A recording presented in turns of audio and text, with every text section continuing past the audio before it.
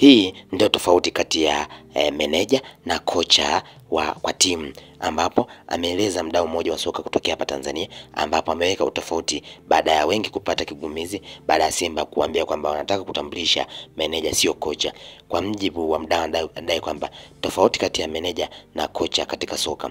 Anaanza na meneja, yani meneja ni kama mkurugenzi mkuu wa timu ya soka na anahusika na mambo mengi zaidi ya mazoezi na mechi tu.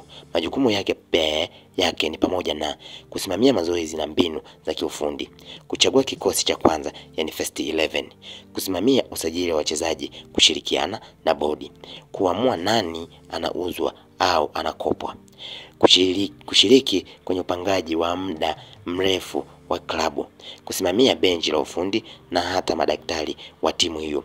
Huku majukumu ya kocha, ambapo kocha ana majukumu mahususi zaidi mara nyingi, ila ni kutekeleza maelekezo ya meneja au ya mkurugenzi wa michezo.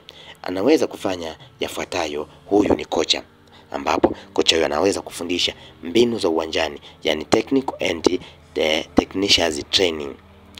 Lakini kingine, kukuza wachezaji binafsi, kuandaa mazoezi ya kila siku, kutoa mapendekezo kwa meneja kuhusu hali ya wachezaji. Mfano hai ni Jose Mourinho akiwa Chelsea, alikuwa meneja kamili, alichagua nani asajiliwe, nani acheze na hata alihusika katika maamuzi ya juu ya klabu.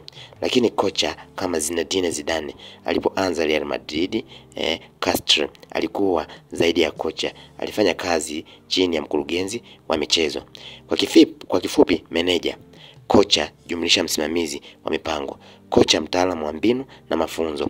Simba ndo ya kwanza kufanya mabadiliko katika nchi hii, ndo kioo au chuo cha michezo nchini. Kama una meneja na hafanyi haya majukumu, basi huyo sio meneja, aliweza kufunguka mdau huyo wakati akitolea maelekezo na utofauti wa kocha na meneja, baada ya wengi kupata kigugumizi kwa kudai kwamba klabu ya Simba imeweza kumtambulisha Dimitar Pantev kwamba yeye ni meneja, huku akihusisha kwamba huenda wametambulisha kama meneja kwa kuwa hana license ya CAF na ana license ya UEFA, hivyo haruhusiwi kuwa kuwa kocha.